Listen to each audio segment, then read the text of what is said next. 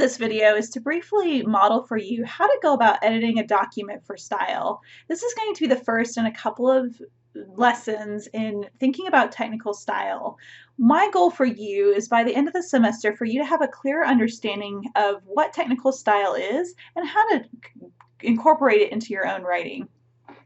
So what I'm going to do here is I'm going to actually go through and edit this document in terms of some of the strategies and elements that I told you to avoid or to use in your in that first video. And I'll point out places where this writer in particular actually did some things effectively in terms of style and some things that she should consider as she proceeds. So here in her first paragraph, for instance, overall, this particular letter is fairly effective. And so because the letter is to the point where the overall content is pretty solid and the overall writing is fairly effective, we can start tweaking it in terms of style. So she begins, I am writing to apply for the college internship position at the Wolf Education and Research Center as posted on your website. Pretty solid start. This is a concise sentence. It says what she's doing, and it's fairly brief. This is a good sentence length. My experience working with animals, people, and the outdoors, as well as my education and lifelong interest in wolves, will make me a very valuable and effective intern to the Wolf Center.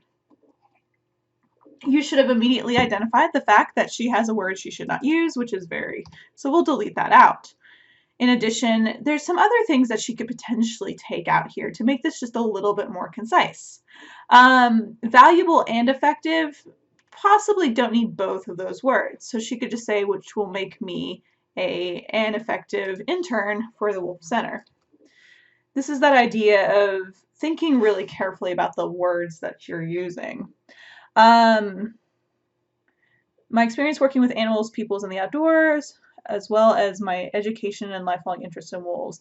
She's being really careful to express that she's interested in wolves because the readers will be looking for that. So I might indicate that she could take out the lifelong interest, but at the same time, she's trying to stress that this is not just something that she recently acquired, but something that she's been building to. And so it actually gives a pretty accurate overview of what she's going to be covering in the rest of the letter. This next paragraph is essentially her education paragraph, where she focuses on what she's learned in her education that would be relevant for this particular internship. Because it is an internship, she does want to talk about her interest and what she's going to learn in the internship itself. If you're applying for a job, you want to focus primarily on what qualifications they're looking for and how you match those. So she says, currently I am attending Boise State University, majoring in biology with a zoology emphasis. With this, I wish to pursue a career as a wildlife biologist who specifically works with wolves. I would say that she could probably to avoid some excess language, she could probably combine these two sentences. So she could say, as a current student at Boise State, majoring in biology with a zoology emphasis,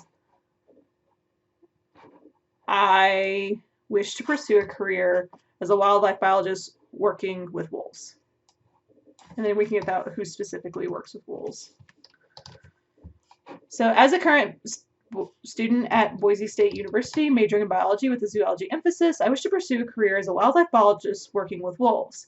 This is a touch on the long side, however, it's her topic sentence. And it sets up immediately, like, here's what she's doing, and here's what she wants to do with this degree. Then she goes into why she chose to pursue this career. I don't know that this is always the best strategy. Here she's trying to express her interest in working with wolves, and so it's fine. I would have actually preferred, and partly because she has no experience in her education that's particular to wolves themselves, but you do want something to bridge the gap. So she could say something like,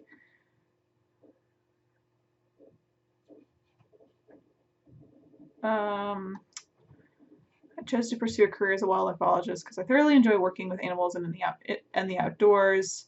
There's a lot of I starting, so I wish to pursue this career. I wish, I chose, I want specifically to work with wolves.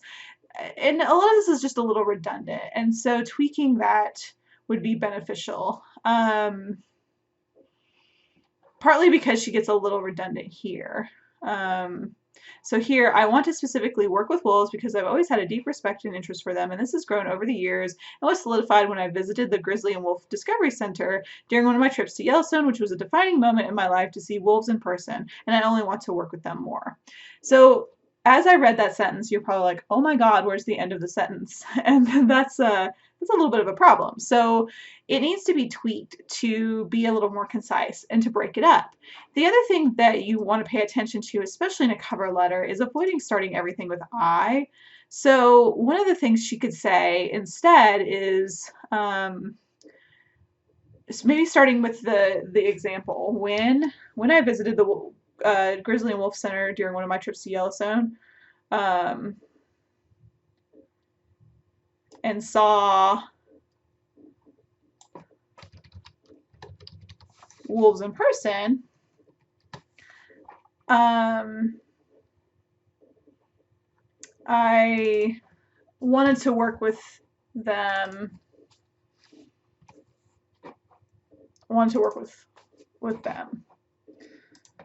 And then maybe talking about maybe taking out this whole first part. So she said, and I thoroughly working with animals in the outdoors.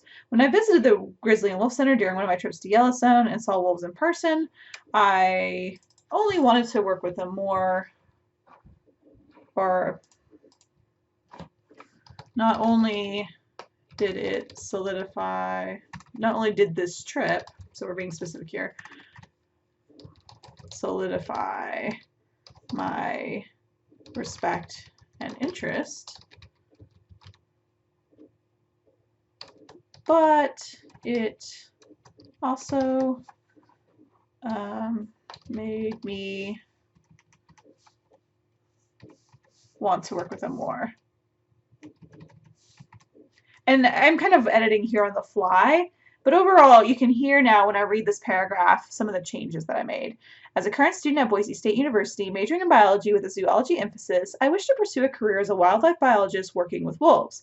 I chose to pursue a career as a wildlife biologist because I thoroughly enjoy working with animals and in the outdoors.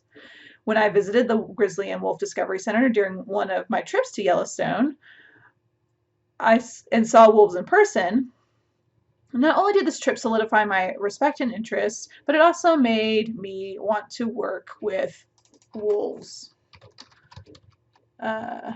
or something like that. So there's a little bit of tweaking that can happen there, but you can see here there's this clear connection between each of the sentences, and there's a sense that it continues and develops from there. So moving on, we have again a topic sentence. I have also had many experiences working and volunteering with animals, people, and the outdoors. So she's connecting by saying also. So that's a transition. But she's also announcing to the reader that she's shifting topics away from her education and interests to looking at specific experiences that she's had working and volunteering with animals. This next sentence starts, having grown up in Idaho with animals of all shapes and sizes, including various equine, ruminants, birds, and canines.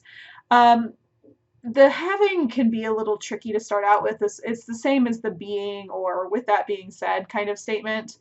It's not the most effective. So I would have asked her to refine this a little bit. So this might be something that I would highlight. You want to avoid maybe starting it with I am familiar. So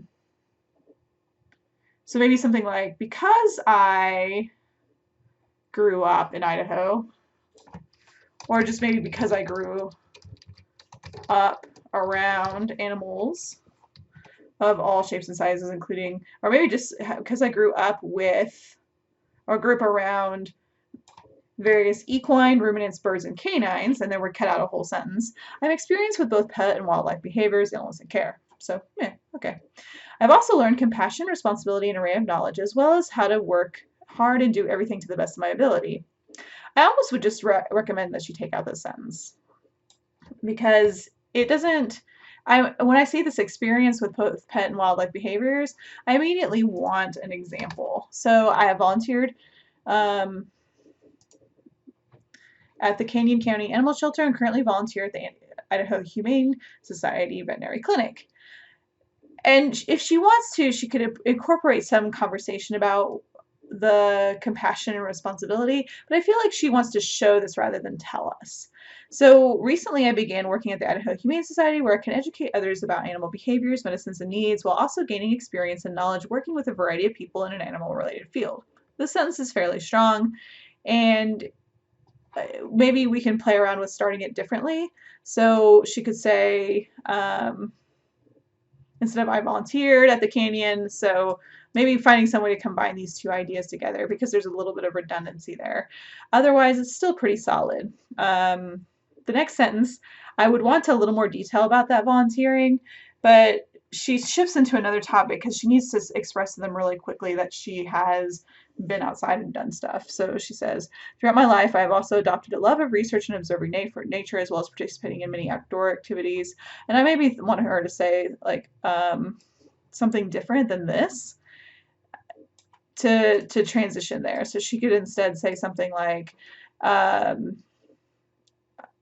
I've had, in addition to volunteering, I've had experiences, I have participated, so as well as volunteering for these organizations, I have participated in many outdoor activities such as camping and hiking.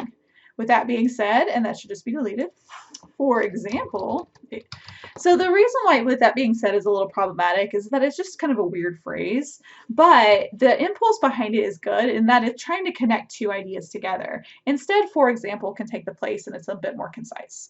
For example, I have attended the High Desert Youth Range Camp in Oregon where I learned valuable information about rangeland management and even wolves. We stayed in our own tents for the duration of camp, cooked our own meals, and gained hands-on experience using GPS to find coordinates. So there you see that the edits that I've made here are not only for style but somewhat for content, but they're focused very heavily on helping the reader very quickly get at the information. And that's your essential goal, is what can you do with fairly small tweaks. Most of these changes are fairly small, right? I have not done big things with the style, but the cumulative effect is going to be really impactful. So as you learn to revise your own writing for your style, adopt some of these strategies. One of the big ones you can see that I did was that I read it out loud. By reading something out loud, you're going to hear how it sounds a little bit better, and it's going to give you better ideas about how to go about revising for style. And the other is keeping some of those things in mind. Your textbook gives you really good guidelines about how to think about style and maybe words and phrases to avoid. It's a good place to start. And the next part is just practicing essentially what I've shared with you here. So good luck as you continue revising your materials, and I really look forward to helping you hone and refine your style as the semester progresses.